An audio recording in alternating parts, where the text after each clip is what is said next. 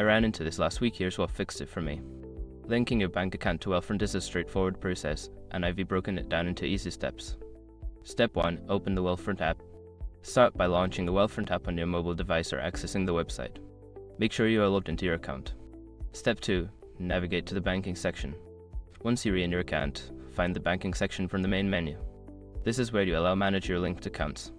Step 3. Select Link Bank Account. In the banking section, look for the option that says Link Bank Account and click on it. This will initiate the linking process. Step 4. Enter your bank details. You will be prompted to enter your bank account information, including your routing and account numbers.